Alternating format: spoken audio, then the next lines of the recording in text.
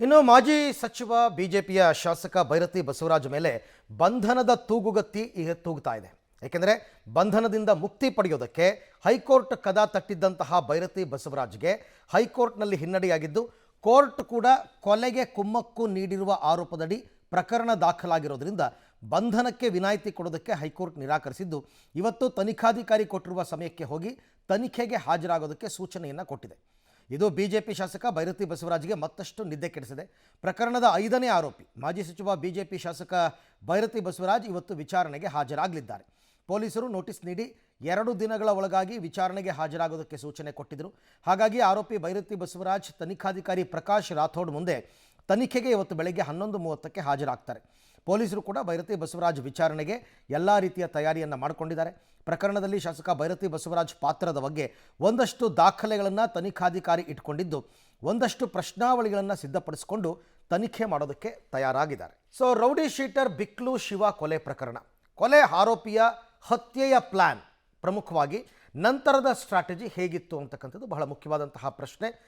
Remand ಅಪ್ಲಿಕೇಶನ್ನ ಭೀಕರ ಹತ್ಯೆಯ ಎಕ್ಸ್ಕ್ಲೂಸಿವ್ ಕಂಪ್ಲೇಂಟ್ ಡೀಟೇಲ್ಸ್ ಈಗ ನಿಮ್ಮ ಮುಂದೆ. ಏನೆಲ್ಲ ಇದೆ ಈ ರಿಮ್ಯಾಂಡ್ ಅಪ್ಲಿಕೇಶನ್ ವಿಚಾರದಲ್ಲಿ ಅಂತ ಅವ್ರು ಹೇಳ್ತಾರೆ. ರೌಡಿ ಬಿಕ್ಲು ಶಿವ ಹತ್ಯೆ ಬಳಿಕ ಆರೋಪಿಗಳ ಮಧ್ಯೆ ಗಲಾಟೆಯಾಗಿದೆಯಂತೆ. ಕೊಲೆಯಾದ ನಂತರ ಆರೋಪಿಗಳ ಮಧ್ಯೆ ಗಲಾಟೆಯಾಗಿದೆ. ಶಿವ ಹತ್ಯೆ ವೇಳೆ ಆರೋಪಿಗಳಿಗೂ ತಗುಲಿತ್ತು ಮಚ್ಚಿನ ಏಟು. ಅಂದರೆ ಬೀಸುವಂತಹ ಬರದಲ್ಲಿ ಆತನಿಗೆ ಮಾತ್ರ ಅಲ್ಲ, ಇವ್ರುಗಳಿಗೂ ಕೂಡ ಕೆಲವರಿಗೆ ಮಚ್ಚಿನ ಏಟು ತಗುಲಿತ್ತು. ಇನ್ನು ಶರಣಾಗತಿ ವಿಚಾರಕ್ಕೆ ಆರೋಪಿಗಳ ಮಧ್ಯೆಯೇ ಗಲಾಟೆಯಾಗಿದೆಯಂತೆ. ಕೆಲವರು ಬೇಕು ಅಂತ, ಕೆಲವರು ಬೇಡ ಅಂತ, ಈ ಥರ. ಇನ್ನು ಕೈ ಮಿಲಾಯಿಸ್ಕೊಂಡು ಏಟ್ ಮಾಡಿಕೊಂಡಿದ್ರು ಆರೋಪಿಗಳು ಅಂತ ಕೂಡ ಗೊತ್ತಾಗಿದೆ. ಇವೆಲ್ಲ ಕೊಲೆ ಆದ ನಂತರ ಕಿರಣ್, ವಿಮಲ್, ಪ್ರದೀಪ್, ಸ್ಯಾಮ್ಯುಯಲ್, ಮದನ್ ಎಲ್ಲರೂ ಕೂಡ ಶರಣಾಗತಿ ಆಗಿದ್ದಾರೆ. ಕೊಲೆಯ ಬಳಿಕ ಮಾರಕಾಸ್ತ್ರಗಳನ್ನು ಎಸೆದು ಹೋಗಿದ್ರು ಹಂತಕರು. ಅವಲಹಳ್ಳಿ ಕೆರೆ ಹತ್ತಿರ ಏನೋ ಎಸ್ತಿದ್ರಂತೆ. ಇನ್ನೂ ಪತ್ತೆಯಾಗಿಲ್ಲ ಶಿವ ಹತ್ಯೆಗೆ ಬಳಸಿದ್ದ ಲಾಂಗು, ಮಚ್ಚು ಎಲ್ಲವೂ ಕೂಡ.